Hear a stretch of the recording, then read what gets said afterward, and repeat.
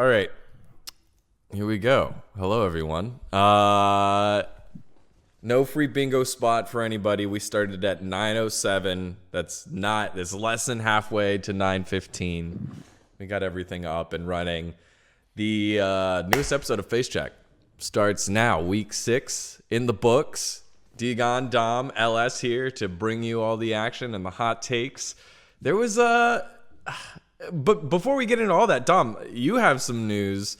I saw Liquid 112 Steve showing up and talking about all these memories about your long time with TL, and you depart from TL. What's up with that?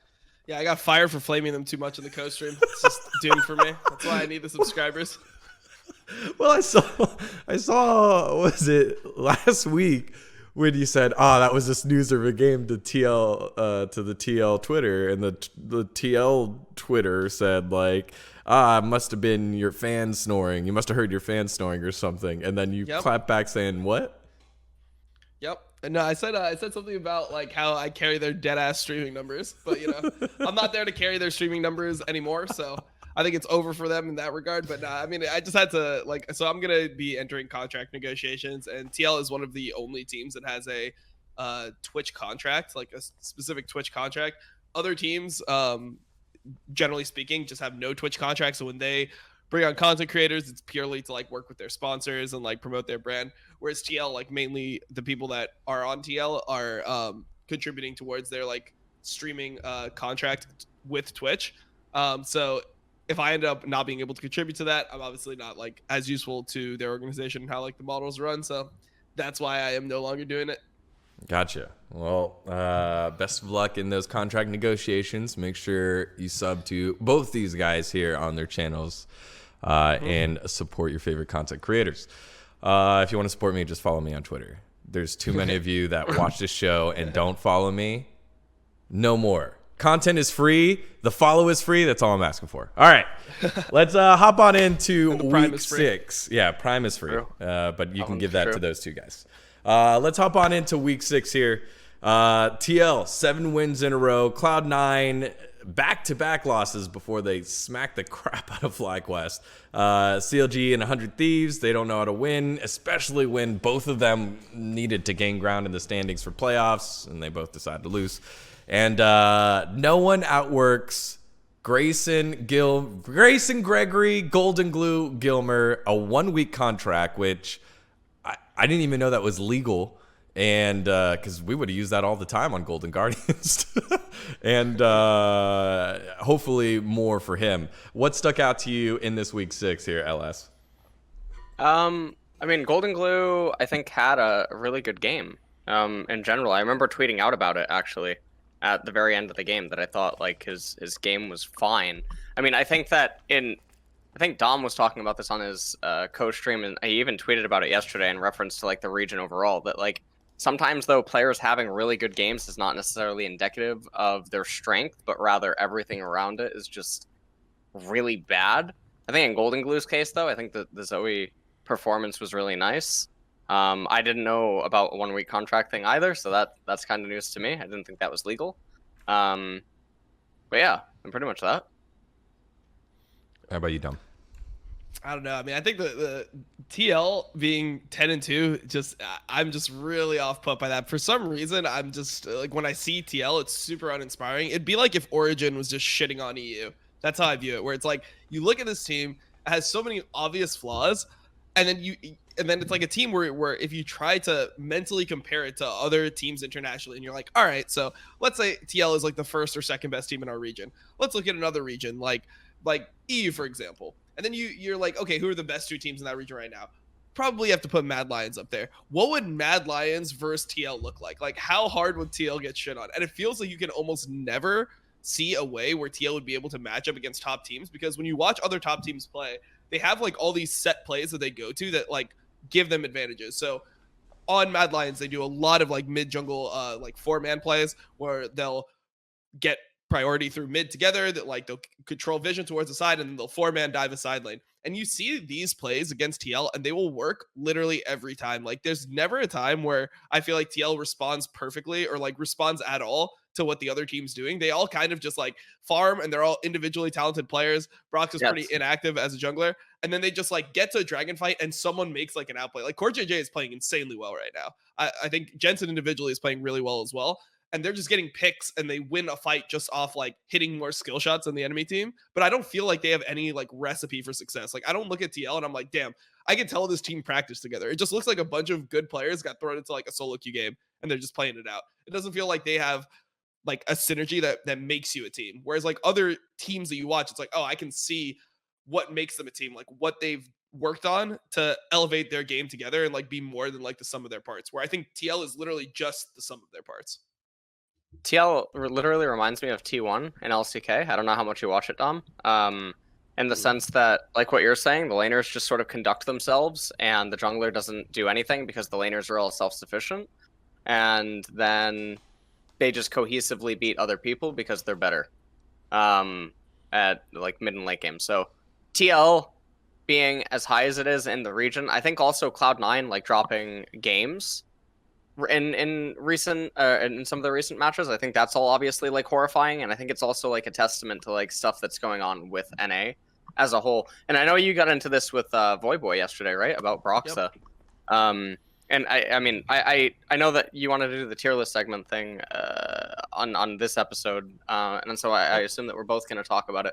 I mean I think Brox is one of the worst junglers in the region. It's not even close. And one of the things I was talking about on my co-stream about it is I'm so fucking sad ProView is gone, because it's one of the things that helps out these players. Yeah, absolutely. I mean, he needs to be able to. I think the one thing is like, it seems like there's no like synergy between the jungler and the lanes in terms of like being able to predict the enemy plays, and that's what I talked about. Like, they're not even like a reactive team. Like, it's not like they're. Like, you can be like proactive, reactive, whatever. Obviously, like everyone's going to be on the side of proactivity and making your own plays, but there are ways to like respond to things well. And I feel like they don't even do that. Like there's times where it's like, okay, sure, you don't have like pressure lanes as a Graves. Like what can you do knowing the situation is going to be that you're not going to be able to contest scuttle crabs like around the lanes that have pressure? It's like you can take things like you can take like an earlier reset and you can go to top lane in advance knowing that it's like, oh, well, this team is going to take early dragon and we can't contest it. Like we're the team that drafted like the Bard Ezreal into Karma Ashe. Like we're not going to have pressure in the bot lane, whatever. Give up the bot side and like let's get something on the top side. But it feels like they don't even trade. It feels like Broxa just farms and like doesn't like help the lanes at all, and then they just get to a team fight, and then they're like, all right, CoreJJ, hit like a 3-man Bard ult and like a 2-man Bard stun, and we're just going to win the game off that, which I mean, it's been working. Like, I think CoreJJ has actually been having an insanely good split. Like, individually, I think he's playing at a very high level. But I just don't see how this is going to work because at some point, if you just are this inactive, your laners are going to get dove so much. People are going to get so far behind that when you get to that team fight, it doesn't matter how many skill shots you hit. Like, number one, the better players are going to be able to dodge more skill shots than this, so it's not going to be like you're going to get these huge engages, these huge advantages every single time, but you're just not going to be strong enough to fight. Like, even if you get a pick or something like that, you're still going to just lose the 4v5 after you get the pick. Like, it's not going to be even close. And, like, I just want to see them have some form of communication where they're actually predicting, like, enemy jungle pathing, and they're setting up for the play. It's like, hey, if we're going to get dove, I want to see them either back off the turret completely, try to get something on the other side of the map, have their jungler there in advance, like, have Bard roam to impact in advance instead of just letting them do whatever they want. Like, it just seems like there's no reaction to enemy jungle pathing, and that's like really scary because most of the teams that end up playing at Worlds have really good jungle synergy. Like almost every team that wins Worlds is like their jungler is popping off, right? If you think about last Worlds, right, you have Du and BTN, and how much did they work together? How often are they just roaming as a duo to the side lanes and making plays? That's just what's going to happen, and I don't see that ever working for TL. It seems like TL's mid jungle synergy is the same as last year, and that's why I was talking about it on my co-stream, and that's something that I tweeted about, was I don't see the point of Broxa, because Xmithy was just Broxa, but with more like prediction. I don't think they got the upside of Broxa. They didn't get no upside. Well, the upside was supposed to be better mechanics. Yeah, but it's not. Proactivity. No, but it's not. I mean, open his fucking pro view. What mechanics? He doesn't kite camps. He's on lock camera half the time. What fucking mechanics are we talking about? I mean, he makes some nice Lee Sin kicks sometimes, LS. That's what it is. Nicely sin kicks, couple steals. Because to me, this reminds me of 100 Thieves from last season, where it was like, is this team really in second or third place when they have a very glaring issue in the mid lane in one of their roles? Because this feels like a repeat, right? It's TL now in tied for first place when there's a lot of scrutiny, duly, rightfully so, towards Broxa and his play and his lack of contribution to the 10-2 record. Because I think when you're looking at it a little bit further outside, you're looking, hey, this team's first place, 10-2. Brox is a part of it. He's had a couple of steals at the Dragon Pit, made a couple plays there. Those? I hate that those are narratives. Like, it's like, oh, you stole the Dragon, like 50-50. Let's go. What? I don't care. Like, yeah, but explain why. Explain why. Like, because to most fans, they're going to be like, he made the play. It's on the stats. When he was there, when they needed him the most, he showed up. I mean, he's missed a bunch of 50-50s too, but they've just won the game anyway. Like, I don't even think he has, like, he's won the majority of the 50-50s or something like that, or he has, like, this clutch factor that maybe Smithy had. Like, I don't see it as something, and it's something that you want to count on. It's like, the 50-50s are just going to be 50-50s. Maybe you win some, maybe you lose some. Eventually, even if he's hitting more now, he's going to lose more in the future. Like, that's just what it is. The things I want to care about are, like, the things that can be replicated every game. And that's just not there for me. Yeah. What Dom's saying, I think, is very accurate. Like, the 99% of the game is where he's really bad at. Getting a couple of smite wins doesn't change the fact that he also has smite losses, so it's just confirmation bias. And fans like to use confirmation bias. And I think that when it comes to Broxa, I think fans are more inclined to use confirmation bias and, like, positive energy because the guy is literally just capped and politically correct. And it's the most disgusting thing in the world because it aids it's the most disgusting thing in the world because there's just like it helps these narratives that we know that the public does actually influence things, however much fucking people want to say that it doesn't. And it helps these things where all of a sudden you have added, or you have an extra layer of immunity, or you have a little bit of extra leeway in conversations just because people are going into the thoughts thinking of you positively. And that's just I don't know what the hell to say to that. If you ask someone that doesn't care about him at all, or his, like, political correctness campaign and, like, all these other things, I've never met anyone that in the last, like, year and a half or whatever that thought he was exceptional. I was one of the people that got flamed when I said Broxa he's not import level. And all throughout Worlds, I mean, I thought he was the by far the worst performing member of Fnatic. And I did so many VOD reviews of, like, just suboptimal jungle pathing in relation to lanes and, like, clear lack of awareness. And if you go into Pro View, which, I mean, doesn't exist right now, you can just see so many problems. Yep. Yeah, 100% agree. Like, I just think that this is, like, a problem that even I experience on my stream, because, like, I'm normally just open with my criticism. And people have labeled me as, like, a Broxa hater, and I've ironically said I'm a Broxa hater. But I actually really like Broxa. Like, I've been a huge Broxa supporter for a while. Like, I think he's, like, a nice guy. I thought he had a good performance at, like, 2018 Worlds, and I was really high on him. But if he's not playing well, like, I don't know what I'm supposed to say if I'm doing analysis on the game. It's been a year and a half. Yeah, it's been a year and a half. If you are 0-0-0 on Graves in a game and you're even CS versus the enemy jungler, you have failed. Like, it doesn't matter anything else. Like, the outside fact, like, sure, you can get fucked in ways where it's like, okay, well, that was the best you could do. This situation wasn't that. The situation was just like, he doesn't know what to do when his lanes aren't dictating the game to him. Like, sure, anyone could play. I'm sure that he could have played the Olaf game that Closer played versus Dignitas at the end of last week. I'm sure you could play the game where you full clear, you have 3-lane prio, you just go and do the dragon on cooldown, you do the herald on cooldown. Eventually they fight for, like, third dragon because they feel like they have to. You just win the fight, you win the game, like, etc. Like, I'm sure you could play like that. The problem is he can't find openings in an even game. Or in a game where he's a little bit behind, he's never going to do anything proactive. Like, that's what makes you a great player in my mind, is being able to, like, recognize how, like, and it's one of the reasons why I've been so high on G2 for so long, is like, no matter what the game state was, G2 found ways to get back into it through playing around their weak side. Like when they split the map and they knew that it's like, oh, we're gonna have to give up this dragon, they were so good about identifying, okay, this dragon is like theirs, it's spawning in 2 minutes, so they preemptively get vision and prepare for the map split, and they would like always trade back a turret, trade gold for the dragon, or they'd trade like a kill for the dragon, or they'd get a pick on the weak side like before the enemy team was able to like realize that they had completely set up the map split, etc. There was so many situations where they were able to like identify, hey, we're behind, this is how we're gonna get back into it, and like play around those factors. And it seems like Broxah just is not able to like play whenever they're like not winning every single lane. Like it's really easy to see your openings, but there are still openings when you're losing as a jungler, because sure, you might lose the dragon, you might have no like prio in your lanes, but if they have to go and kill the dragon, you can take top side camps, you can take top scuttle. Like there's times where top scuttle is spawning and he's recalling while the enemy team's taking dragon. It's like, dude, you have to like get some advantage, somehow you have to get something back for the enemy team taking an objective, and I never see that from him. Well, he's not the only jungler that's had some issues. We can head on over to this one first. It's also been Spica as well. These are the two that have been highlighted here.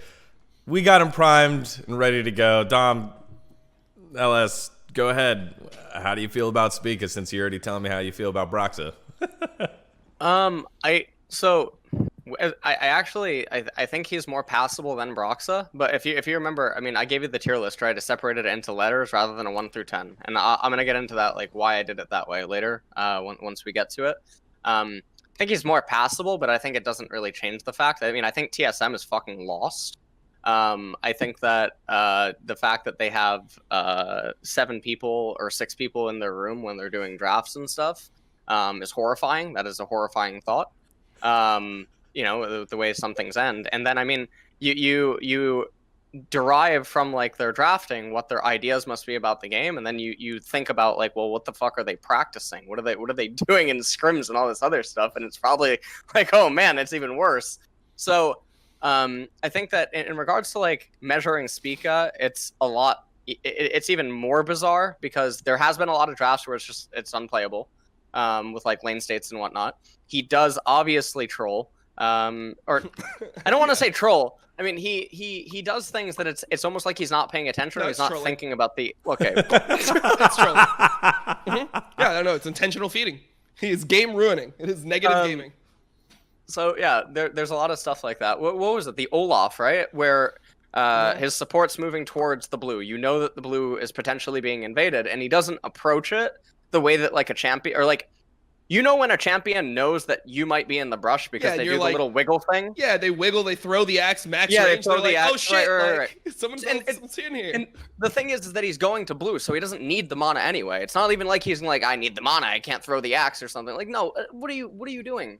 So he should do the little wiggle. I mean, his support was aware, and it's, you know, for fucking like managers and like people watching the game, like, it's a communication issue. What the fuck are you saying, man? It's not a goddamn communication issue. You can take someone that fucking speaks Chinese and someone that speaks Korean at a high level, and they don't need to talk to each other to know how to play that, like, without speaking. Like, yeah, you put a question mark ping. You put one question mark ping, like, oh shit, motherfucker's in here. Like, that's all you need in that situation. And even before that, like, What is the decision? Like, okay, so you fucked up the invade. As an Olaf, like, if you want that blue, you don't have the option of being like, oh, you know what? Let me just full clear my top side, top 3 camps, and then I'm gonna reset and go to my blue. And with my bot, with my bot having 0 prio, there's no way that they can test this. Like, no, you are an Olaf into Volibear. You have to like full clear and get ahead. If you're even level with the Volibear, how, like, at pre-6, how the fuck are you ever gonna win a fight? He has 2 CCs. He has like insane damage, and you're not going to be able to actually get to the situation. Like, you're never going to get an even situation because your bot lane's going to have 0 prio in that situation because you have Braum. So that is something where you have to accept, like, hey, I'm either giving my blue side, or I'm doing like a suboptimal path for Olaf. I'm doing like red to blue because I want to get this blue before they're actually able to contest it. You can't just take your top 3 camps and then show up to that blue and be like, hey, can we fight, guys? Olaf is not that type of champion. Olaf is like, you need to like full clear, you need to get ahead, you need to have like tempo and items and experience up on the person, and then you can fight. you can't just take even situations. Yeah.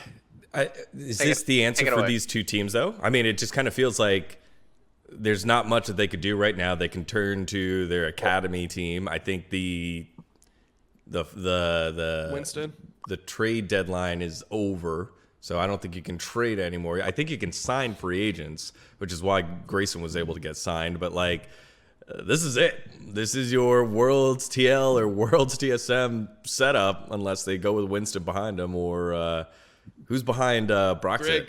Greg. And there you go. I mean, I think that like TL probably has no chance because they're winning, right? Like when you're winning so much, when you're 10-2, you're not going to do a roster change normally. I think TSM could look at Winston. I mean, they already brought in the support treats. Normally, like we've seen moves where teams will bring in both the academy, jungle, and support because there is like a pairing there. Those are the main roles that will be like grouping, controlling vision, as a duo.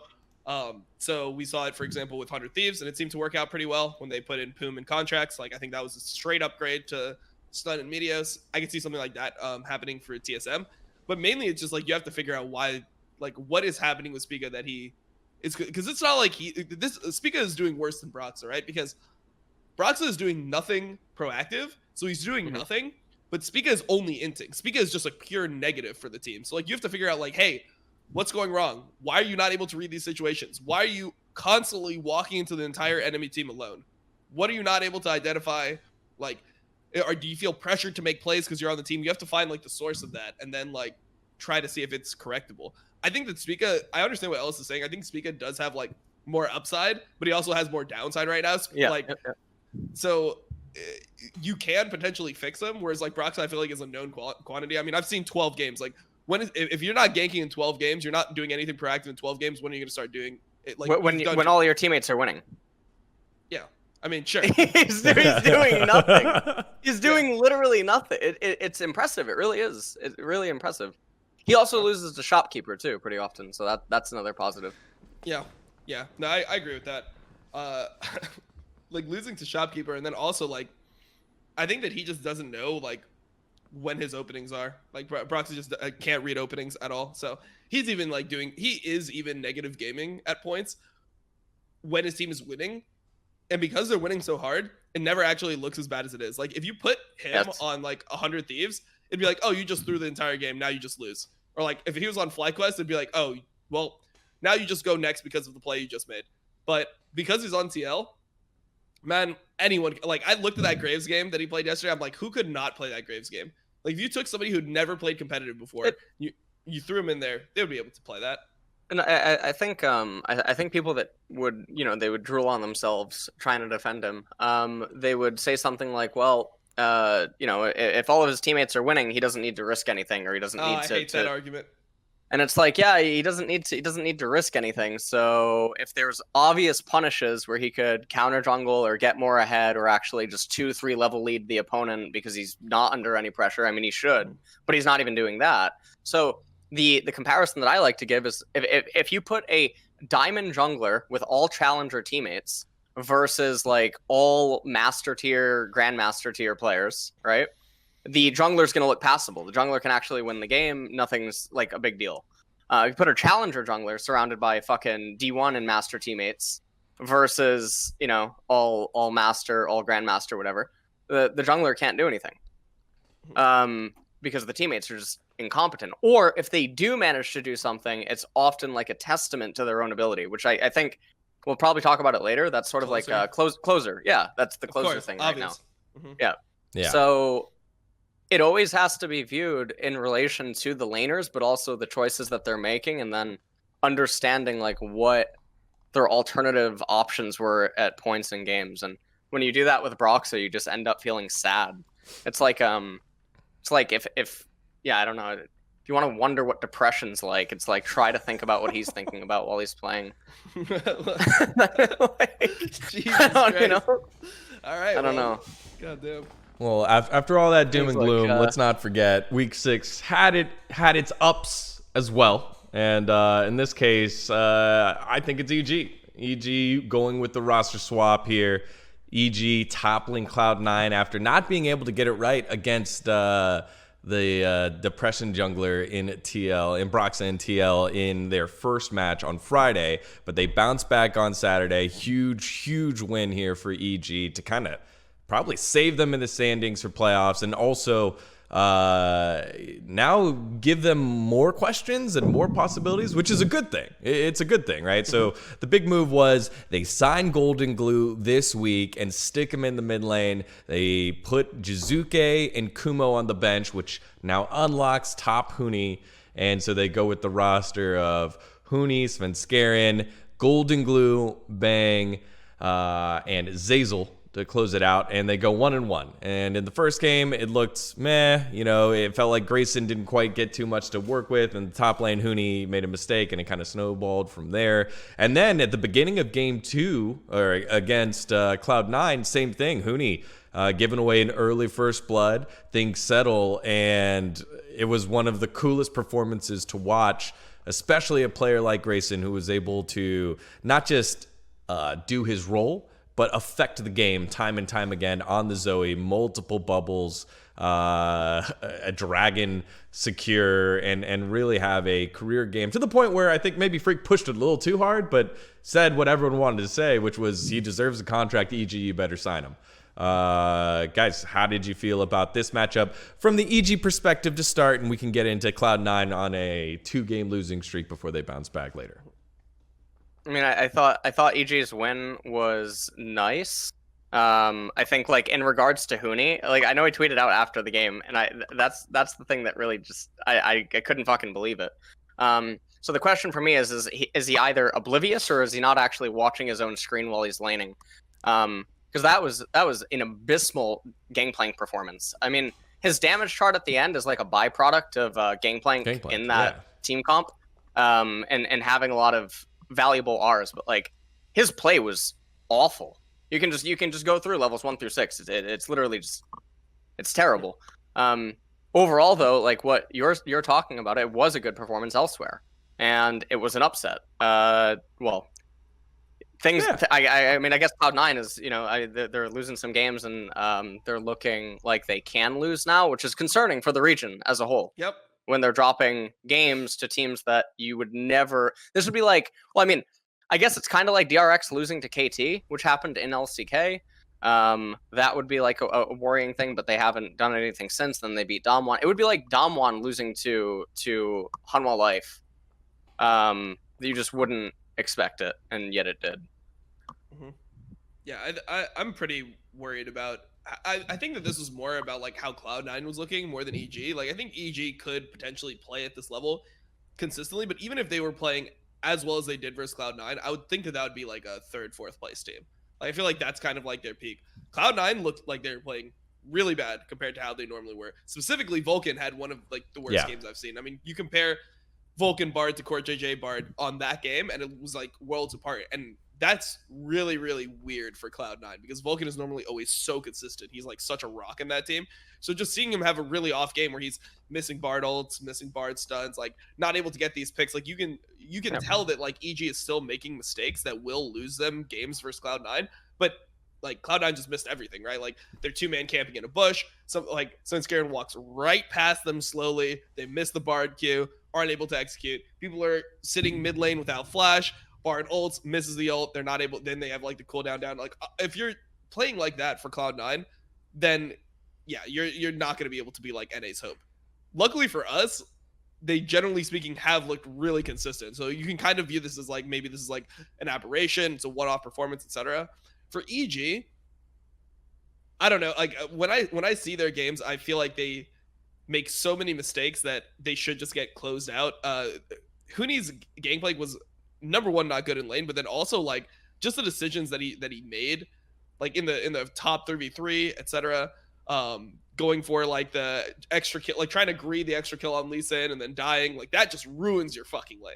Like that, it went from like, oh, you just got an assist, maybe you're like okay in the lane, to then you die and you're like, oh, so now the wave is slow pushing away from you, and you just wasted your flash for it, and you're just like, you know, behind the Jace by 2 kills now, or like whatever it was. Like that's a big fucking issue for me.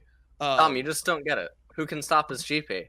Oh wait, was it Seth that game? I forget what Licorice was playing. Whatever it was, like he was getting completely shit on. You can't stop his GP. I get it, but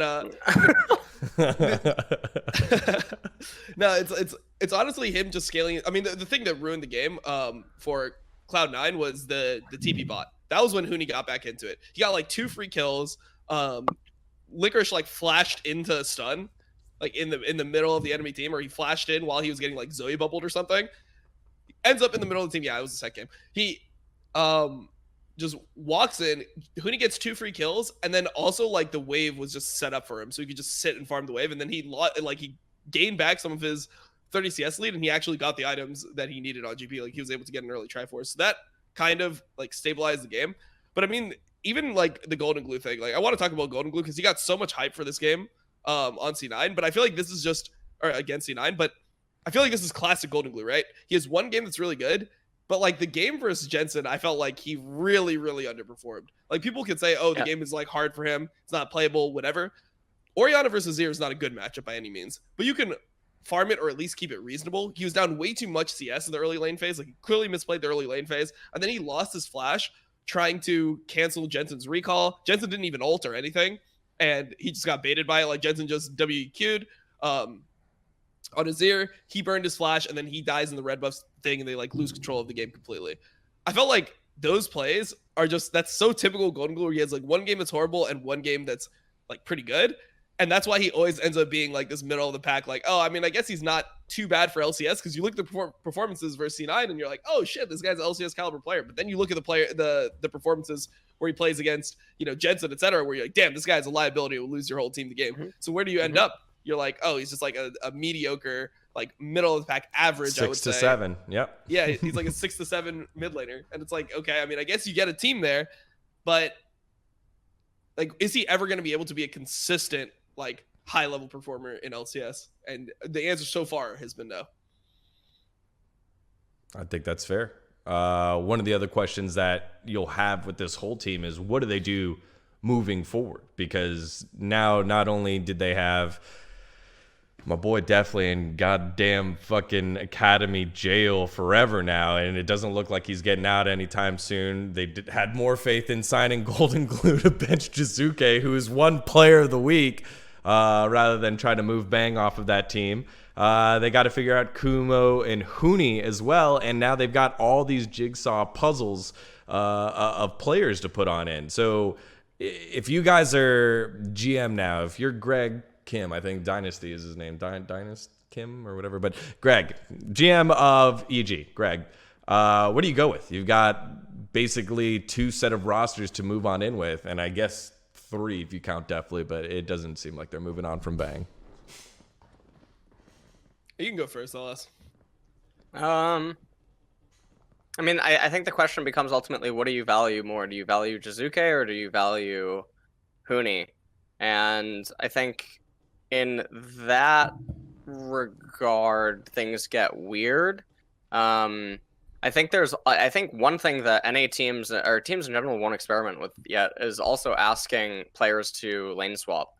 And what I mean by that is asking Golden Glue to maybe go top, and then you can actually have Jizuke in mid. And I think if there's any roles that's going to be able to do it easier than others, it would be mid laners, just in general. And that's if you value Golden Glue's ceiling or ability in game or something that he brings in game, etc., more than you would say Kumo. Because otherwise, maybe I can't imagine a world where Huni is more valuable than Jizuke, especially not with his tendencies to just literally solo lose a game sometimes. Mm-hmm. But hey, you know, who can stop his GP? So yeah, I mean, that's pretty much it. The way I see it is like, you're in a situation where normally like the imports, when you compare imports to their counterparts, they're like clear upgrades. So if you look at you know, Bang, for example, Bang is better than Deftly, right? Mm-hmm. If you were to take if you were going to take Bang out, you would need to have like somebody else coming in another role that was as valuable as he is. Like you'd need an import in another role. Like I don't even know if these imports are better than their counterparts at this level. Like Jizuke was playing so bad and Golden Glue played okay. Like they both look like they could be like 6th, 7th place mid laners right now. Yes, like with how they played. And then Huni and Kumo, it's like I think Kumo was having a better split than he was in spring. And like Huni just looked like Huni, right? He had relatively bad lane phases. I would argue that Kumo's looked better in lane than Huni did in those 2 games. Like, you have to think about like the karma, like he's picking karma into Mordekaiser, right? That's his counter pick. Gets a gank top, free kill. The Mordekaiser flashes into the fucking wall, and then he's getting his flash solo blown by that Mordekaiser like 1 minute later, trying to defend his pink ward in Tribush.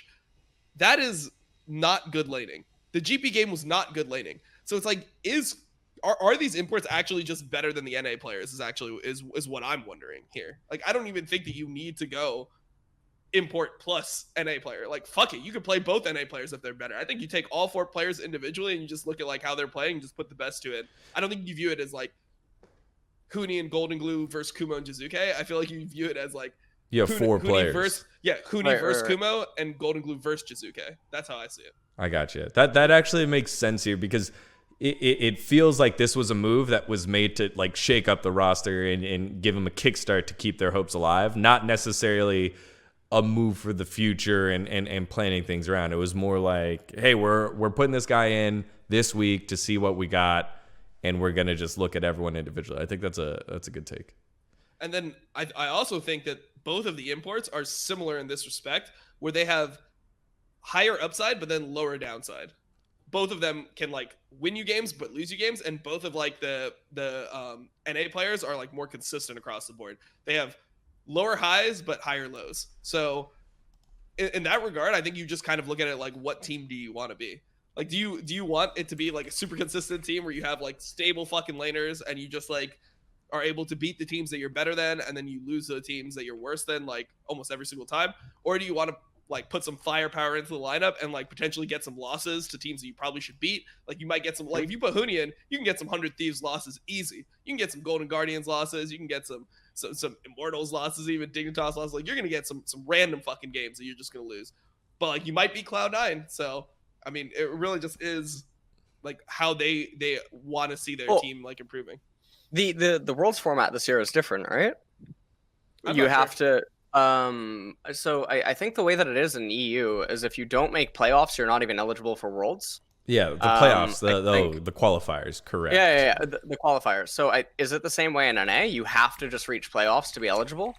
I believe so. It's the top 8 teams go to playoffs in like this double limb bracket, and the bottom teams, the bottom 2 teams don't make it, and I think the bottom teams of the 8 already are in the losers bracket. Yeah. So they have single elimination for the bottom 4 teams of the 8 to make playoffs, and then top 4 teams have double. Oh, okay. I guess it doesn't change up that much then, because then I guess you would maybe view things differently depending on like if you're just content with making playoffs and then trying to bink out best of 3s or best of 5s in order to cheese your way into Worlds or something, because of the format. But I don't know. I mean, I'm sure we'll talk about this maybe towards the end. NA as a cumulative whole is very lost right now. Like, just from the entirety of the top to the bottom, things are just very weird. I don't feel like any other region right now is like this. LEC is not like this. LCK is not like this. Everything just feels like a mess. And the fact that there are like so many glaringly problematic issues present in NA gameplay, NA drafting, lost to Shopkeeper, and like all these player shuffles, I don't know what the hell to say, man. It's looking really doomed. It looks really bad. I mean, the thing that makes it look the most doomed to me, which you referenced earlier, is Cloud9 dropping games, because, you know, at least before it was like, you have Cloud9, they're like the beacon of hope, and it's like, damn, it's just unfortunate that these players were born in America, that they have to play in this region. Like, that's how it felt. Like, they got to pass, you know? But, I mean, obviously they have imports, but you get the fucking point. But now it's like, damn, like, are they becoming an NA team? Did they just spend enough time playing in, or did they pull the TF Blade where they spent so much time smurfing in Diamond that they became Diamond? Is that what's happening? Like, who knows? Like, we're going to have to see. I don't think so, and I think that's bearing a little bit more of a conversation, just because their first loss, and you guys can educate me on this because I wasn't up to date on it, was the Wukong bot. Sven was Wukong bot. It was an unconventional composition. And then this loss to me feels like a real loss, where it's like, hey, they played a more standard composition, and as you said, everyone just played bad. And then they bounced back against FlyQuest, who was the finalist last year, not quite necessarily at the same form as they were last year currently, but they pounded them, right? It didn't quite, I don't think it feels like, hey, it's all lost, they've lost their way. I think if you lose 2 in a row on the same week, it feels different than, oh, you lost the 2 in a row, the last one of last week, the first one of this week. You know, that to me feels different. Yeah. I guess one thing that has looked off for me from Cloud9 is just Blabber's performance from spring to summer, because he's like, this whole split, he's looked inconsistent, right? Like even in the first game they played versus FlyQuest, first game of the season, you know, he's starting a 1v3, dying, and then they start in like a 3-1 deficit. In the TSM game, he has like a random death. In this FlyQuest game that they won, he has like, he tries to redive, you know, gives a free kill back over to Power People. Like he hasn't looked close to as dominant as he looked in spring. In spring, he was just running over every jungler, like forcing a fight, and like maybe he would have like one random death like here or there, but it would be like super late in the game. And he would have developed like such a lead that it didn't feel like it matters. Now it feels like he's just having like a lot of uncharacteristic early games where they're just losing early games that they shouldn't lose off of his play, and that kind of worries me going forward, because I don't know if it's like other junglers getting better or he's just not like adapting as well to this type of meta, like the set Volibear, like if those just aren't his type of champions, you know, the same way that like Lee Sin, etc. was last split. So I think that's like the point where I feel like Cloud9 looks a lot weaker, is that Blabber's no longer just shitting on every jungler. Yeah, I mean, I pretty much agree with it. I think in general, with the way that the meta has been changing, as weird as it sounds, with a lot of the champions being as popular as they are, like Volibear, right? Set in the jungle, Olaf in the jungle, Aphelios, Varus is brain dead easy. With so many champions, Trundle being popular for no reason, aka Pillar. There's also this issue where like NA is sort of weak to these simplistic champions because the level of play is lower. And I don't think that gets looked at enough. And I think that's super sad to say, that the way that the meta shifted over the last couple of months and the simplicity of the champions that are in the meta is allowing for a lot more variance, especially when a lot of them are very reliant on getting ahead early or how oppressive they are once they get a lead. Mm-hmm. Yeah. Right. Well, I mean, just one thing I want to add before we jump topics is this, like, I think that a lot of the other regions use counters more often than Blabber has. Like, there are counters, like aggressive counters to like things like Set, things like Volibear, and not counters in terms of like your champion just beats theirs, but like counters in terms of like, hey, you can pick a champion that has like a defined advantage. Like if you pick Graves into Volibear, you'll always be stronger in 1v1 fights in the early game. Yes. You won't beat him in team fights, etc. But like I haven't seen Blabber pull out those champions, which I thought that would be the Cloud9 way. You know, like they're the team that was picking Olaf every single game. They're the team that I feel like if you see like Trundle, you're gonna get like a Lee Sin into it, etc. I want to see like him playing more of like the closer style of jungling, where sure you can play those champions every now and then. Like you can, it's not like you can't play Volibear or Set and you have to take the aggressive option every time, but you do like side towards an aggressive option if you can in most situations. So like I want to see him pulling out like Graves into Volibear like consistently, because I feel like that's more of a Cloud9 playstyle. Blabber can perma invade, do what he was doing before, and then you have Niski roaming to you 24/7, and it just feels really oppressive for the enemy jungler. Like that's what I want to see more out of this team. Why do you think kha'zix isn't getting picked up anywhere in all actuality? Because he beats a lot of the junglers in isolation. Like, and he scales. And when your laners are all better, he just rams down the enemy's throat. So, I mean, I don't know. Because we saw him mid, which is where I actually expected him least. I thought top or AD... I thought bot is pretty good. Yeah. I thought top or AD would come out before mid, but we saw him mid first. But no one's playing him in jungle. And I have no idea.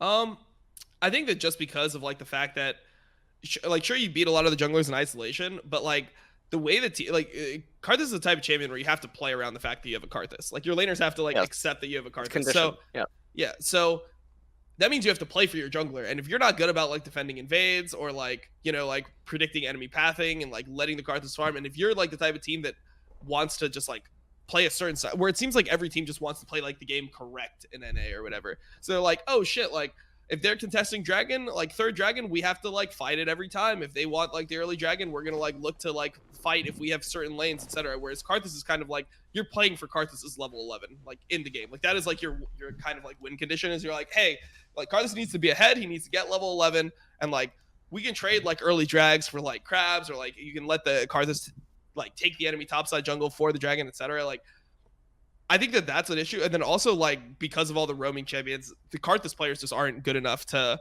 not die at random times. Like I feel like, you know, Set and Volibear, the way it works is like, sure, if you like know where the enemy jungler is and you like see them and you're able to like poke them out with Q, etc., you do win the 1v1. But Volibear and Set, if they're just camping a bush and you walk into them in melee range with Karthus, you're just going to get your ass beat. Like, you're just going to fucking lose the fight and die, and then you're going to be a huge liability for the game. So I feel like it's too much, like, risk for a lot of these players. Whereas at least when people are playing, like, Graves, etc., you have, like, the get-out-of-jail-free of, like, oh, I can proc phase rush and run away even if I fuck up. So that's at least my take on it.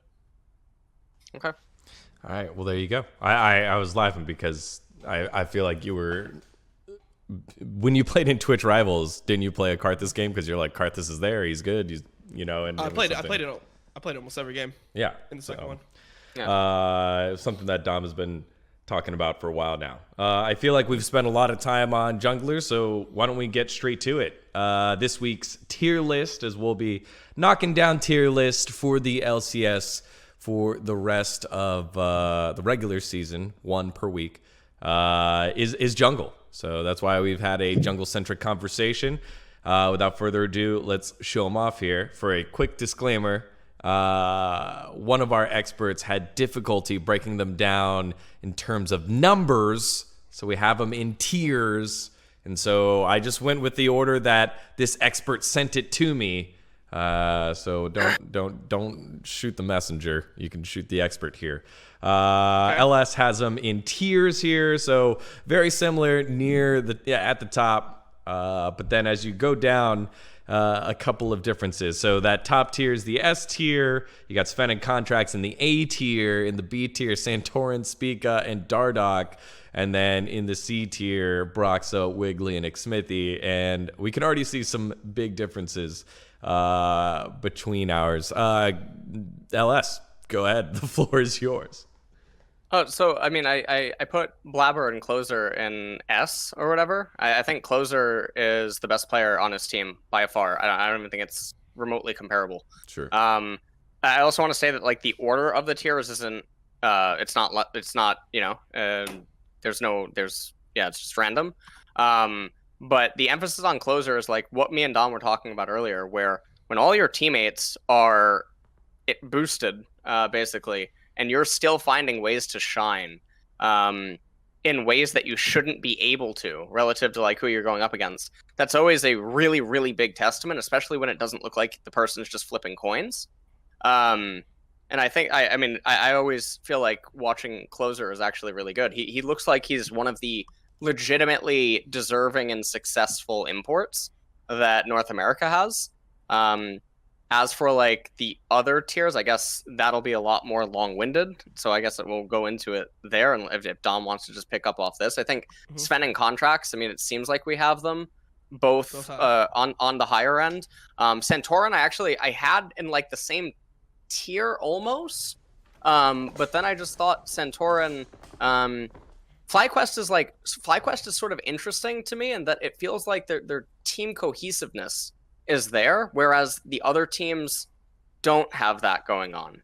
And so I felt like Santorin's benefiting more than like I'm comfortable with seeing, and without ProView, and looking at it more, it becomes awkward for me to like space that. And I mean, we have the 3 players literally like almost next to each other in a row. So I guess we're looking at it in the same ballpark. I just give credit to Santorin for a lot of what he's doing, because it seems like he's the one that kind of like creates a lot of the action on FlyQuest. So I do give him credit. Like obviously you can't know if it's like team related, if you know, like maybe Ignar is being like, hey, we should invade this blue, like etc. But when I see Santorin play, I just feel like he's like very aware of vulnerabilities. And I see this a lot, specifically with his like early game pathing. I mean, he was the one that was doing like these level 2 Trundle ganks consistently, going from, red buff on blue side to top lane where, they're unexpected. So I've seen enough plays like that from him, where I think he has very, very good game sense, and he's able to like identify good timings, and he works with his laners well. And I value that a lot as a jungler because in pro games, it's really hard to get really standard ganks off. Like the amount of times you're just going to be able to go like red, blue, grump, and then level 3 top and work, it's not going to be as high as you would in solo queue where it works every game. So the fact that he understands like, hey, these are matchups where I can find like unexpected routes and unexpected advantages, I feel like that's really valuable. So that's why I just have him over Sven and contracts. I think Sven and contracts are good for sure. I just like, it's hard to place contracts because he's been pretty good in a lot of his games, and then he's had like some pretty bad games. So he had like a pretty awful Volibear game, his first game of the his time in LCS, first game of his stint, I guess is what we could say. So I don't know. I guess that's why I had them like just under Santorin, is I just feel like he's better at identifying those like unique gank opportunities where the other junglers struggle in that regard. Yeah, and on some of those types of ganks, that's where I want pro view. Like what is being looked at before decisions are being made, and then what does the pro view actually like look at in terms of like what is he looking for? Because FlyQuest, the teammates are known for being somewhat vocal, right? And when it comes into junglers and like evaluating them, it always gets tricky because you have to use a lot of conjecture, I think, on certain paths or calls, and that's where things get sticky. So I guess that was my difficulty placing Santorin. What happened? What is up with ProView? Is it just the fact that because they're at their home? Yeah. So there's no way to install the software. Gotcha. Yeah. So it's not gone forever. Okay. Keep going. I mean, I guess the next tier is this is what's really hard is rating like Xmithie through Spica.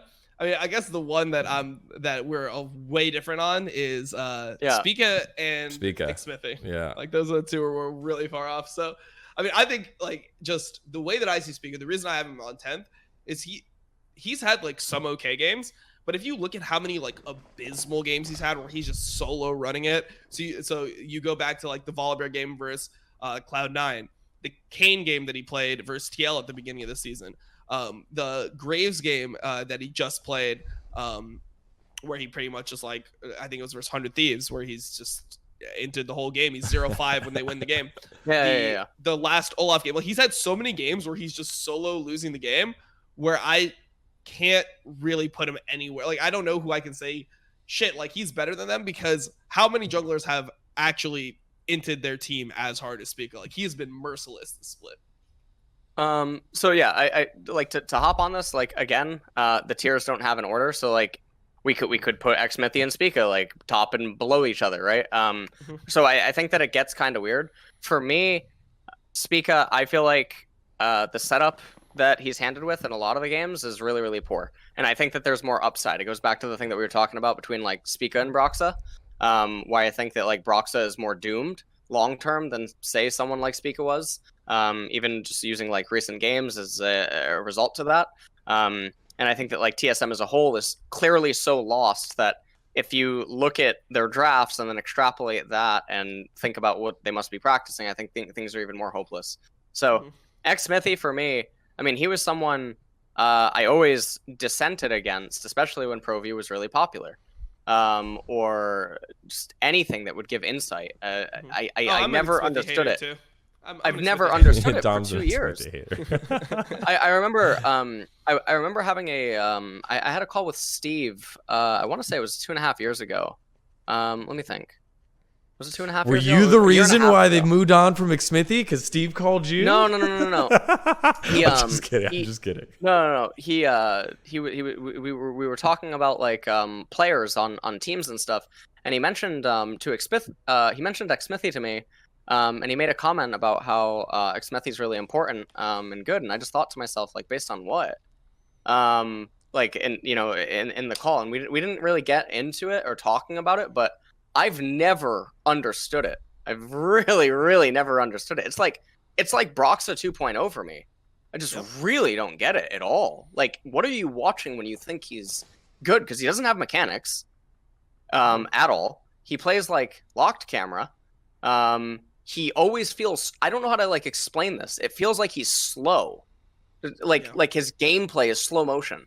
I don't know. And then people will cite that like, oh well, he's always he's making good decisions, and it's like, well, this gets into the conjecture thing again, where you don't know if he's making it or his teammates. But the other thing is you can go through plenty of odds where he just runs it down. I remember one of his like Jarvan engages at Worlds that I like lost my mind over on stream. I think I was live viewing at the time. That always just blew my mind. But yeah, take it away. You know, Okay. So the thing about Xmithie, I can give some insight because I mean I've been around him and the team when I was with TL, and one of the things about Xmithie is that he was always just like a really good teammate, regardless of whether something was good or bad. If his teammates like he was good about reading his teammates and understanding like what they need to perform. So even if it's not like an optimal way to play the game, he would be like, hey, you know, like Doublelift needs me to be here right now. I know that he could, you know, sacrifice a wave or whatever, but that's not gonna, like, I know how he wants to play. I'll sacrifice myself for the team. And he was good about like understanding when he could maintain relevance in a game, and still be able to, you know, maybe make suboptimal decisions for himself. Like he would know it's suboptimal, but instead of like being a difficult to work with jungler, which some junglers were, where they're like, oh, this is bad for my pathing, like I shouldn't be here right now, like I'm gonna fall behind because of it. He was more okay with that and willing to like play with his teammates and get the most out of them. So that was always like a selling point for him. And then also one thing that I think he was good at, he like as a jungler, I think his team fighting was surprisingly good a lot of the time. So he was good about understanding. He was one of the first people that, you know, understood the concept of kind of like yo-yoing with his backline, like playing connected to his backline. So he would be like somebody who would be like, hey, let's step forward together. Like we're stepping forward to clear the ward. Okay, kiting back now. So he would like understand how to like link with them and actually like make his team a unit. And he understood like formation and team fights really well. So I think that was like one of the things that was a shining point for him. But I just think that his early game, I'm so early game focused when I evaluate junglers. You know, somebody who I think is actually not the greatest team fighter is closer a lot of the times. Like for example, when he played Sejuani a lot last split, there was so many times where I just saw him run it down. Jarvan where he would over engage, etc. But I just value like early game pathing, understanding how to get advantages, like when to take early dragons, when to take herald, etc. I value that so highly when I'm evaluating a jungler, because I feel like once you get like that lead, it's really not up to you anymore to carry the game. It's like your job in the jungler as a jungler is to get your team to the point where they can fucking carry the game and win. And I feel like Closer's better at doing that. But yeah, like I'd say that those are the advantages of Xmithie. And even with Immortals, I still see some of that. And also like a lot of the games that he's played, he has played, you know, decent decent games from at least getting ahead now. Like he had a couple good Graves games. Etc. So that's kind of why I had him a little bit higher this split. And it's not really that I think he's super good. Like I think there's a big divide between top 5 and bottom 5 here. So if I were to like make tiers, I don't know if I would have them like you, because like I couldn't say that like Santorin, Spica, and Dardoch are same tier if I was evaluating. You know, like it's hard for me to say that Santorin is not playing on a different level than Spica and Dardoch, etc. Just real quick. Would you say as just this is a crazy world that Dom just said 3 good things in a row about Xmithie. And then also the very first one, right? Intangibles. And you've brought up, I think, a very good point. Without ProView, without comms, you have to be like, hey, how much of it is the jungler compared to team information that they're capitalizing on themselves? He's one of the few where you could say he has the championships and the longevity to behind it to back it up, where you're getting a lot of these intangibles. Oh, he's a great teammate, or you know, he's got a good attitude, and he has the hardware to back it up now. 6 championships here in North America, and like as much as you can lull or whatever, that's more than anyone else on this list. More than anyone else on this list. He's the opposite of what a Dardoch is to your team. Like he's the guy who's just chill, relax, like he'll do whatever like for the team, he'll play his best and he'll get the most out of his teammates. Where Dardoch is the type of player that's like, this shit is bad for me. I refuse. Like, you're going to be fighting on every single point with Dardoch of, like, how you want to play the game. It's like, oh, you want to, like, push this wave and you need me here? It's like, no, you shouldn't push this wave because we need to fucking go get Herald. You need to reset and come top, like, a wave earlier. Like, you fucked up. Like, I'm not going to play around you. Like, that's, like, the difference in relationship. And I think that actually does matter in NA. you know? Like I think that is one of the things. Yeah. I think that's why, you know, people like Xmithy. That's why, you know, TL picked up a player like Broxa. They just want the jungler that's just not going to argue, just go with the flow, just exist. They don't want the guy that's going to, you know, maybe pop off and carry the game. They don't think they need it. True. Sorry, so I did. Care Bear Land. Yeah, it's a role-playing region. Yeah, I didn't mean to cut you off from your original point, whatever that was, LS. I needed to hit that home about Jakey Boy. Yeah, I think the thing Ellis was going to respond to is I was saying that Santorin couldn't be the same tier as Spica Dardoch, like top 5, bottom 5. So so would you say that Spica and Dardoch as like individual player ability, like not how they're doing on their teams or what they bring to the teams, are better than the other bottom 3 in that regard? Do you know what I'm asking? Like, yeah. I mean, I would say so. Yeah, like I think they have more upside. Okay. They have more pop off potential, all that stuff. Yeah. Okay. I mean, those were mostly the metrics I was using combined with the other stuff because, like, people ask me about Faker a lot, and I say very confidently Faker's like the 4th best mid in LCK right now, but he's not. That doesn't mean that he's not a better player than almost the entire league. Because I think that's a different aspect. Yeah. All right. Just wanted to clarify that. So do you think it would be fair then to like instead, because I guess the problem that I have with your list would be like the Santorin being grouped with Spica and Dardoch. Would you be fair? Like, would you think it's fair to move Santorin to like that A tier? Like, so I think it would be fair. Yeah, that's what I was saying. It's unfortunate there's no pro view because I would like to look at stuff more. You know? Yeah, for sure. Yeah.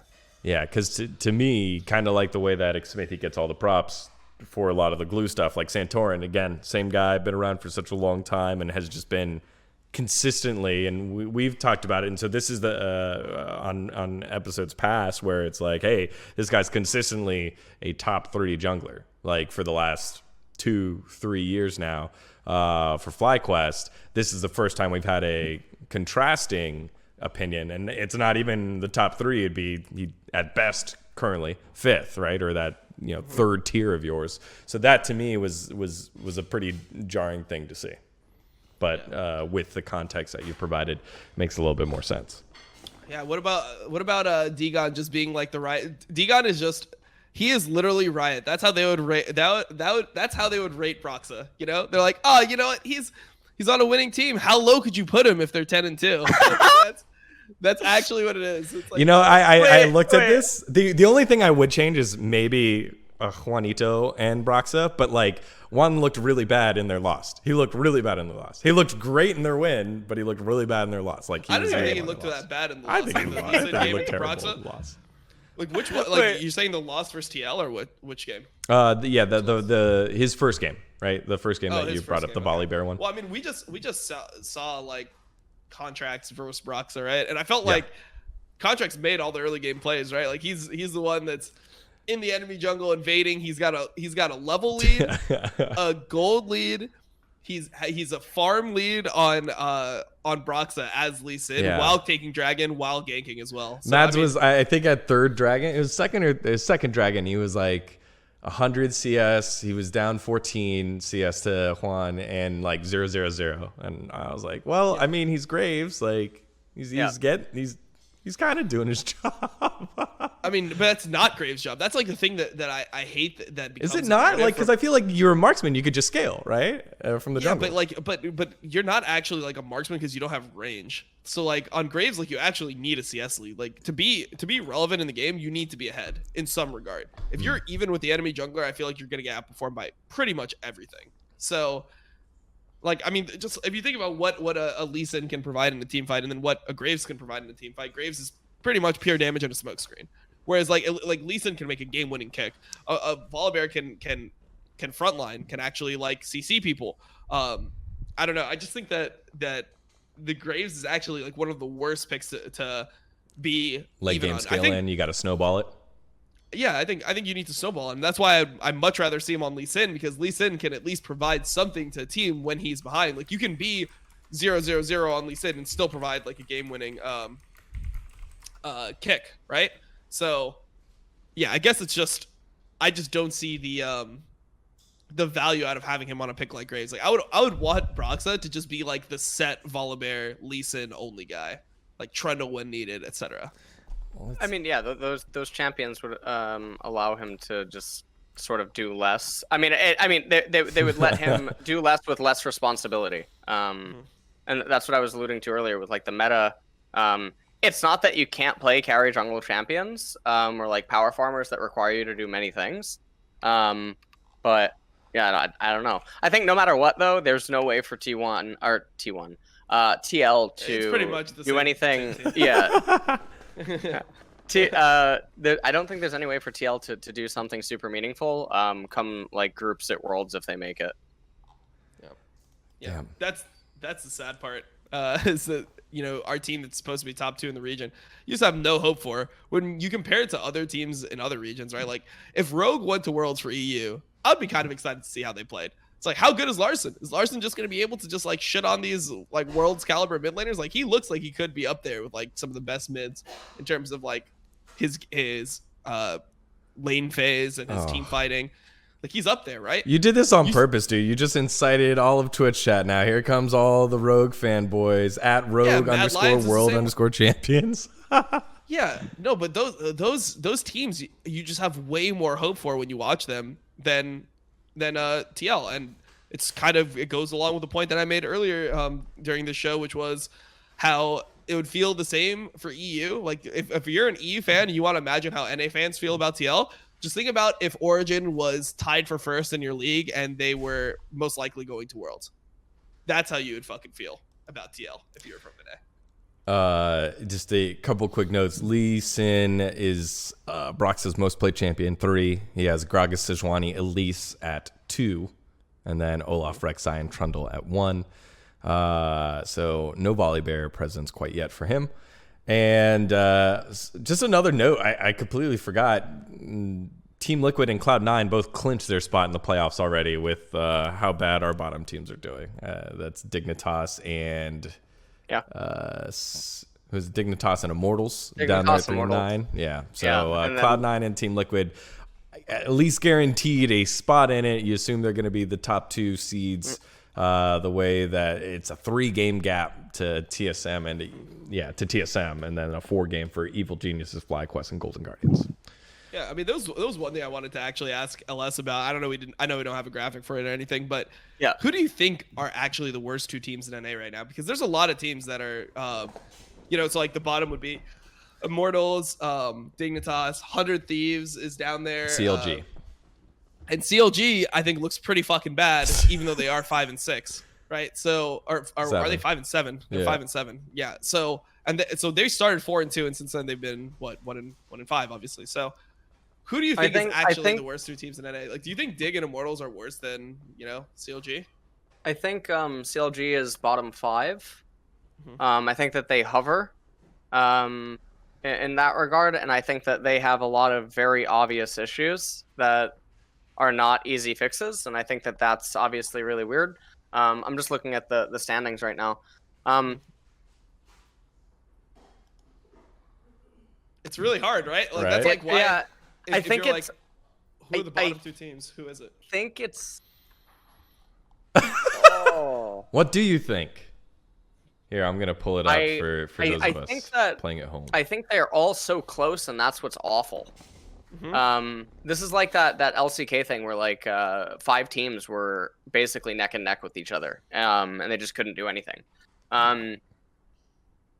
So Immortals is sort of 2 teams, right? They have their that's the other thing, right? Potluck's team and Xmithy's team. Yeah. So I think the Xmithy team is actually better than the Dignitas team. As weird as that sounds. Yeah. And then. Do not know.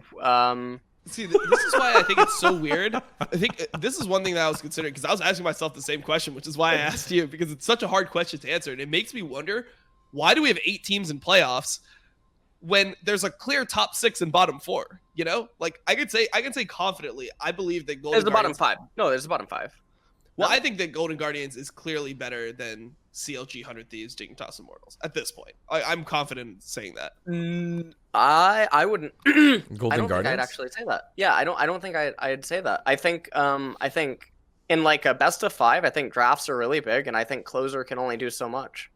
In an extended series, with a lot of variance. Like I don't know. And I mean, I guess I don't think it's cut and dry. And their 2 I'm wins looking... this week were against Dignitas and Immortals that were, Dignitas like showed up to collect a paycheck and not do anything against Golden Guardians, and Immortals they almost threw. That's true. Like they didn't know how to close it out. Yeah. I mean, Golden Guardians, I feel like they're the type of team where I feel like they have the opposite trajectory of CLG. So that's like why I think that there's a break between them and CLG. Like CLG started 4-2, and they're 1-5 afterwards, and then Golden Guardians was 1-4, and since then they are, or were they 1-5? They're 1-4, 1-5, something like that, and then since then they're either 5-2 or 6-1. Or the thing for me is that CLG should have beat Dig in that game. I think there was no reason for them ever to lose that game. Against Immortals, though, their draft was able to be produced in a toilet. And I think like even though they got ahead, it was never really enough. I remember them being like 3,000 or 4,000 gold ahead in gold, and I'm like, well, they're actually still behind. And Twitch chat like flaming me. And I think that's really weird. I don't know. I mean, 100 Thieves is like barely edging out the bottom 2. In my opinion. I think Dignitas, no matter what, is absolutely bottom 2. I think the other team that accompanies them, that's really hard to say. Yeah, I mean so like if you were just to like throw a prediction out there and you're like, which team is actually going to be bottom 2 with them? Immortals, 100 Thieves. I guess you could say Golden Guardian, CLG. Who would you say?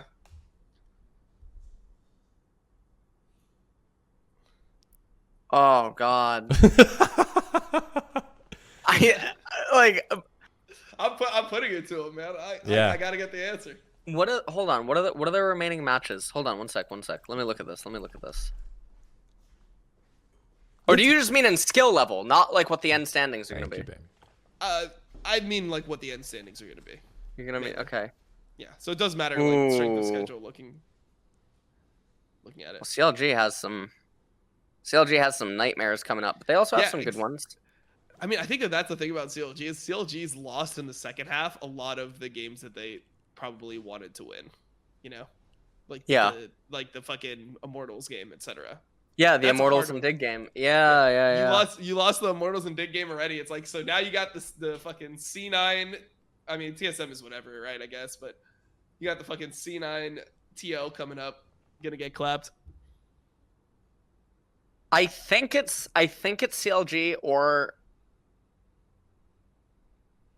had to be CLG or Immortals, right?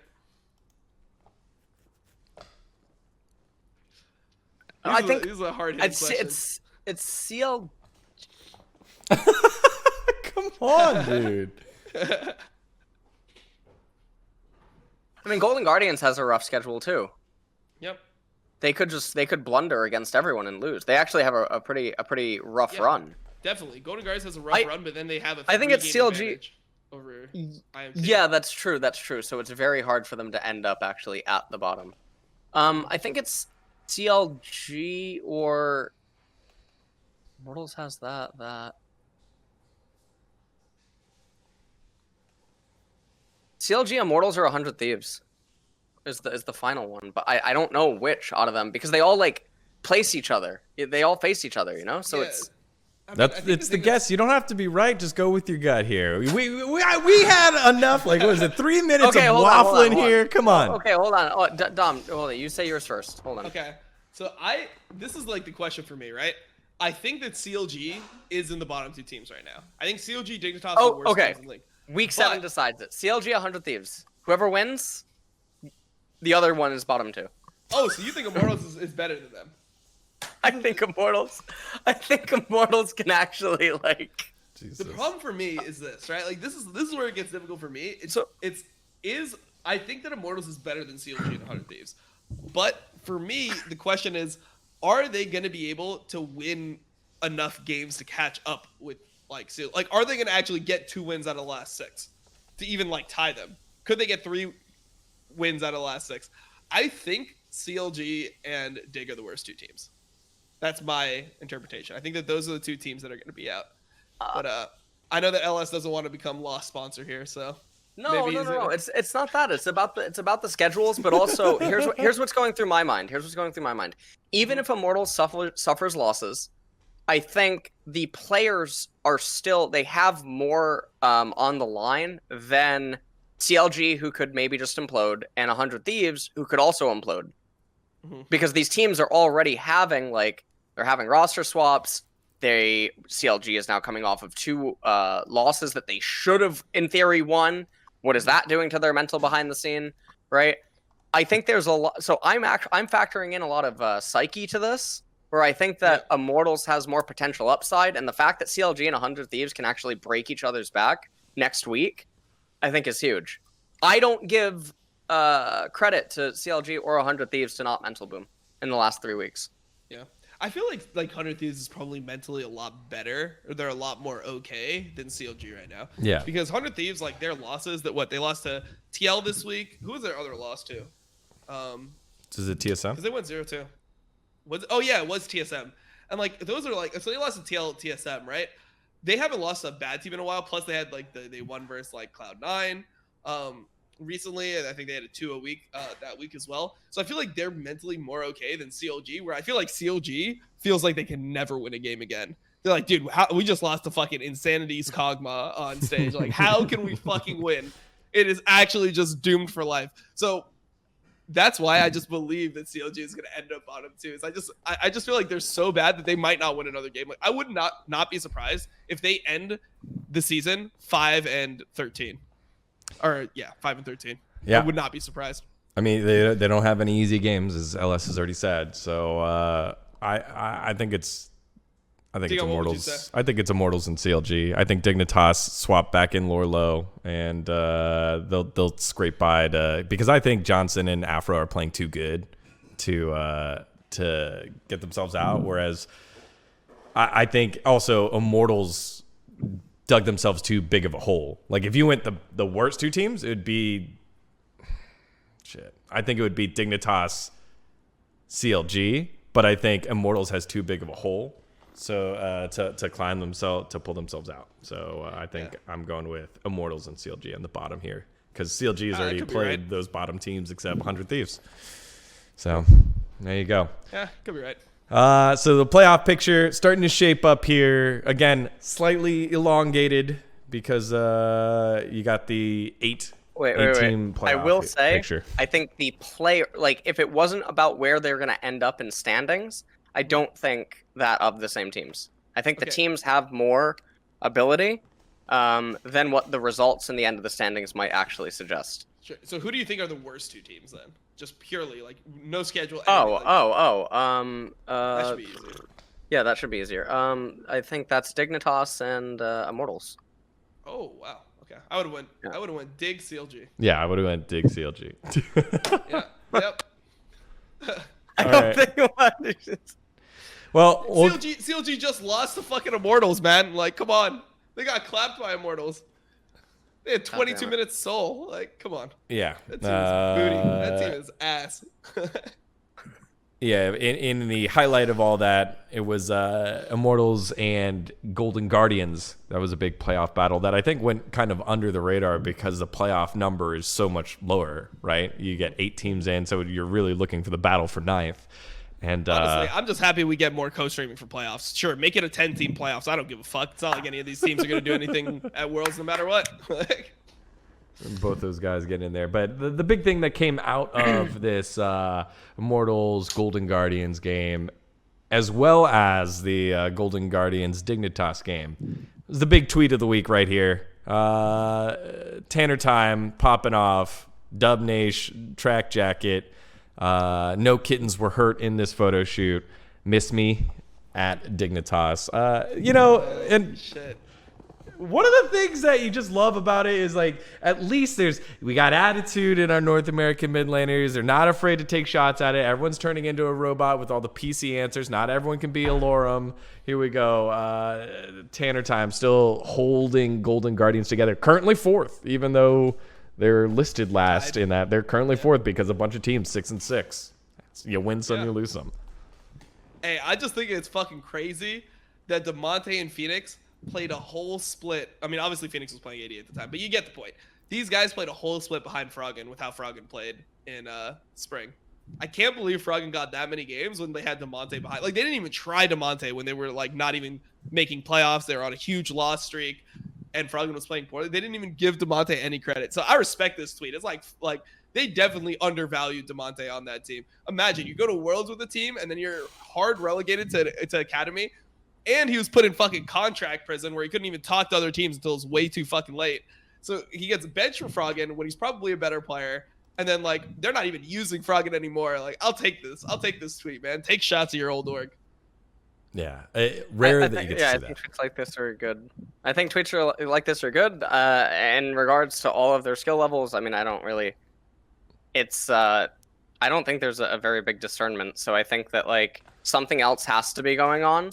And then the way that we know that generally teams make decisions, usually I don't think it's usually just one man making it, right? There has to be another reason why that happens. So without like complete clarity on why he was constantly just not getting any time, hard to comment. He's on Golden Guardians now, and yeah, I mean, things are going really rough for Dig, and Dig is looking like a complete mess, but I mean, there could just be so many reasons for it, you know? So, but I like the tweet. Yeah. I think the one of the other reasons could just be like money, like how much they paid Froggen. Froggen doesn't come cheap.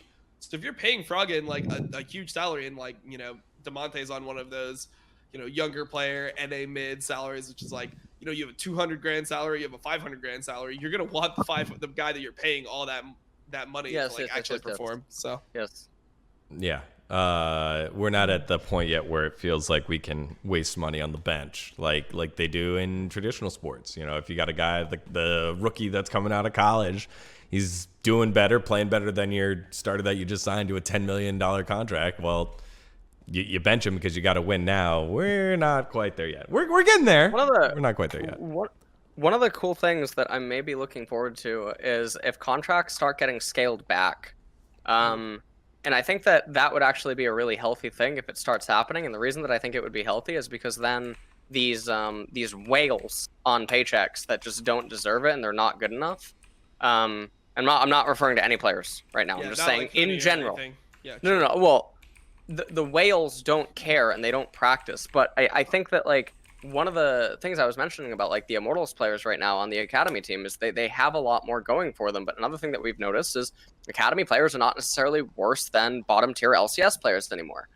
Because LoL as a whole has continued to evolve at like the pro level and whatnot, and becomes more difficult to discern between the two. So I think if contracts start scaling back and a lot of these like pissy, you know, like, I'm not going to play without money or something like that, and they just get kicked, I think that's good. I think if they just lose the opportunity to even play because they want big payloads and it ends up compromising the team, I think that's good. I think that's healthy.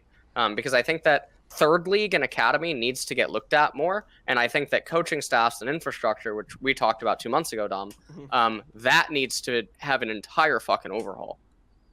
Yeah, completely. Yeah, I Lost think shopkeeper is not acceptable, by the way. It's actually not. Like, what the fuck? A new segment on next week's Facecheck. Yeah. Lost to shopkeeper. Lost to shopkeeper. I already got the graphics created. Melina did a fantastic job. We got the okay from LS. So next week, expect Lost to shopkeeper coming at you soon. LS, I wanted to ask you: have you seen a player like shoot back at an org like this in any of the other leagues? Any other leagues, possibly LCK or LPL? Have you seen? It can't be Korean. Like Korean is like. That's why specifically Korean, because I'm like, is there something like that? And it can span beyond league, you know, because LS, for those of you that don't know, I know we're live streaming right now on LS's channel, so all you guys know. But for those that don't know, StarCraft 2 Pro, which is how he started his career and has been in the esports scene and system in Korea for a long time. Has there been parting shots like that? There was definitely a lot more drama and trash talk in StarCraft because it was less regulated than League of Legends. As weird as it sounds, I don't think so publicly. I don't think there's any public stuff. There are things that end up getting publicly leaked onto like InVen, like screenshots from in-game logs where players will flame each other. Yeah. But they can't do this because Korean sponsors are way more strict. The sponsors themselves will pay attention to the leagues and they'll call for basically the player's head. So because of Korean culture and other stuff, there's way more problems when it comes to making tweets like this. I mean, I roasted. They stopped doing it. Thank God. On the LCK, they had this trash talk segment. Where Those are great. They would compliment each other. Yeah. They would fucking compliment each other. What the fuck is going on? Their disses were always like, it looks like he wasn't having a great day before, great game before. He must have like slept on the wrong side of the bed. And that was like the spiciest shit they would say. It was like so awkward and funny. I love it. Jesus. Oh my god. I like this. I like this. Dude, no, they're so bad. They were so bad. They were so good. The reason why I asked is because I couldn't think of another time where a prominent figure of a team took parting shots at their org, except possibly last week when Dom went ahead and did that, taking his shot over at Team Liquid. Forgiven, in a right? sleep Forgiven. extreme. Oh yeah, that's right. Forgiven to do that. Forgiven. I mean, there's Oh, also Link, right? Yeah. The Dunzo Manifesto? Yeah, and then there was other ones like I thought of the double lift, like CLG jersey in the trash. Right. The Team Liquid, yeah, the trash can thing, yeah. The garbage bag thing. Oh wait, no, that was the meme. That was the meme that we used on the show. When it's not what you say when he throws a trash bag in the trash can before he gets in the Honda. It's what you do. But then we slapped on the Team Liquid logo. There was the Malice and BBQ too. That was late last year. Yeah, that was crazy. Malice and BBQ. Yeah. I just remember the resolution of it wasn't. Like the was, resolution like, bad for Malice or something. He so, apologized or something. Yeah. So I'll TLDR it. So I'm not gonna get involved in it, and obviously I haven't like spoke out, but I will say like read between the lines. The entire team moved in with me after I quit. There you go. The entire team moved in with me. So Malice's girlfriend freaked out because of like Korean laws and stuff, and so he agreed to apologize for making as big of a deal out of it and all this other stuff. So okay, all right, for a later video. Week 6 in the books. Korean culture, Korean memes going down the memory lane of OGN Productions past. Tier list here for Jungle. What tier list should we do for next week? What would you feel comfortable, Mr. I don't number players, I put them in tiers? I feel like it should be one with not as many substitutions. So probably not mid or top yet. I'd say maybe 80 carry or support. Support just had treats come in though, so it's kind of hard. So I'd say 80 carry is probably the best one. What do you think, LS? Yeah, I think 80 carry would be fine. I think 80 carry, and we can do it for playoffs, by the way. We can do drafts for playoffs because there will be less games, right? Yep. We could do that in playoffs. I was gonna suggest drafts right now, but so many games, it gets awkward. Yeah. We'll definitely have at least one draft per show. So we probably should have done the Dignitas one because Azael. TSM's bottom, by the way. Draft trailers. Okay. Wait, are we gonna do a draft tier list, or would like draft the like we Would this be like coach tier list, and we would just base it No, off the no, draft? No, it would be a draft tier list. Like which team actually knows what the fuck they're drafting. Yeah. It would be like that. All right, sounds good. We'll do 80 carry for next week, and we'll throw around draft tier list by playoffs In the future. Yeah. All right. Thanks, guys. Make sure you sub to both these guys here. The video will be up on YouTube. I had one guy who teaches Taekwondo.